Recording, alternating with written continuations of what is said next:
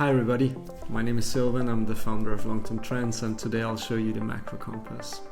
What is the macro compass? It's a tool that was inspired by my good friend Emiliano Surballe.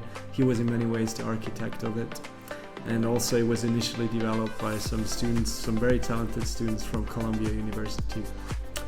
It's a tool that helps you identify macroeconomic regimes such as Goldilocks, deflation or reflation, and it helps you analyze how assets perform during those regimes, and you can even backtest strategies. Alright, let's dive in and I'll show you how it works. So in this first chart you see the different macroeconomic regimes. They are identified based on growth and inflation. So depending on whether the S&P, the moving average for the S&P 500, and you can actually modify that if you want. You can specify which moving average you want, and also the dates. You can modify the dates as well. But depending on whether we have the moving average for the S&P 500 is rising or falling, and whether inflation is falling or rising, we have different macroeconomic regimes. So we identify Goldilocks, Reflation, Stagflation and Deflation. And as of this recording, as of right now, we can zoom in this chart. We just entered Reflation before we were in Goldilocks, with rising growth and falling inflation. And now that the moving average for inflation just started to rise again, we just moved into the Reflation regime. When we scroll down, we can see how we moved through the regimes over the last 50 months. We can see how we started in Reflation, and we moved over into Stagflation, the yellow regime, into Deflation, and into Goldilocks. And now we can zoom in here even more. We can see that we're really close to going back into the Goldilocks regime as of today, December 4th, 2025. Now, the action really happens in these tabs, the following tabs, which I call the asset tabs, because in each of these we have different assets. In the first one, we see the major asset classes. We see the S&P 500 as a proxy for stocks. We have bonds and gold. This is a total return bond index. It's corporate bonds from the United States.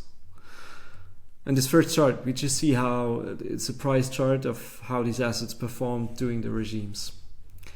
Now, when we scroll down, we see a trade log. We see, all right, we entered Reflation on August 29th. And until today, the S&P 500 in this regime had a return of 5.7%.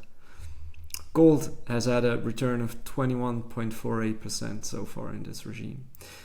Now, it gets really interesting down here where we aggregate all of that. So on average, in this regime, in the Goldilocks regime, the S&P 500 has had an annualized return of 19.07% and a volatility of 12.8. And when we combine those two, we get a Sharpe ratio of 1.49. And on average, it had a max drawdown of 3%. Now we can look at the same data in bar charts. So we can see that the best performing assets in the Goldilocks regime was the S&P 500, and in the stagflation regime it was gold, for example. We have the same bar charts for volatility, Sharpe ratio, and the max drawdown.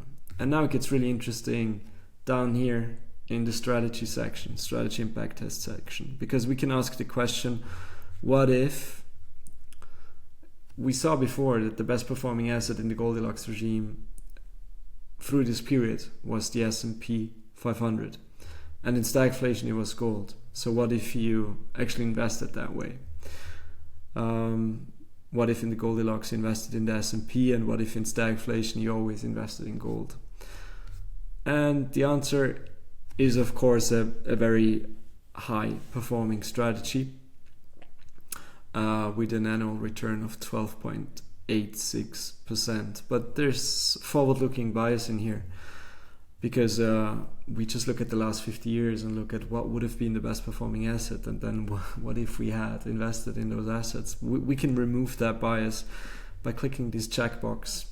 And now, for example, in the 90s or the 2000s, now it just takes the information until then, determines the best performing asset, and then invests into that asset for each regime. It does that for each new regime. And here we get a strategy that still would have performed quite well.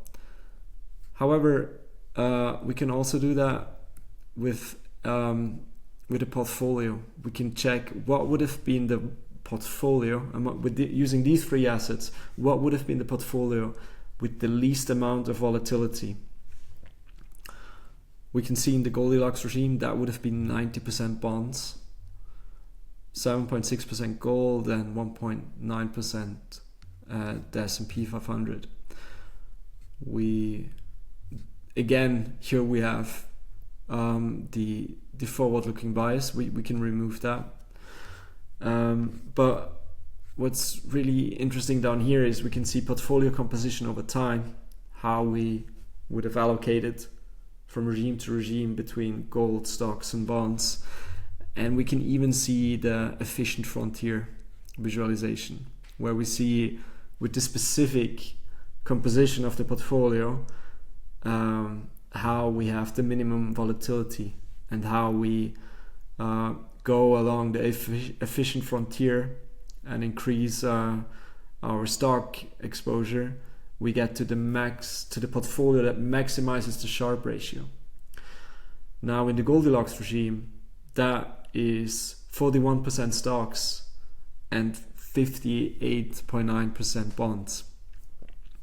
Now let's do that. Let's pick that portfolio and see how that would have performed. Again, 41% stocks, 58% bonds. And here we get a portfolio with a high Sharpe ratio of 0.79. And we can see here how the portfolio changed over time. There's also a strategy trade log where we can see for each regime how the assets change.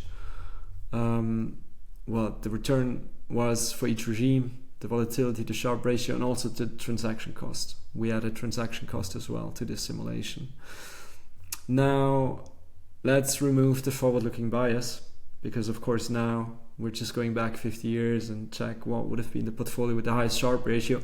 What if we had done that at the beginning of each new regime without future data and checked the portfolio with the highest Sharpe ratio? And we still get a strategy that performed pretty well, even though a lot of the outperformance came in the 70s and 80s. We could remove that period by adjusting the start date. And what's interesting now is how we see how the portfolio composition changed over time. So in the beginning it was a lot more gold, and then higher stock components, and then especially recently we've had with this black area a high bond component in many regimes. All right, we can also look at the different tabs. There's large cap, small cap indices, cyclical and defensive sector indices, US sectors indices. There's different factors such as momentum and quality, and then there are the components of the all-weather portfolio. Huge disclaimer, this tool is for educational purposes only. This is not financial advice. This past performance that you saw in these strategies is not indicative of future performance and future results.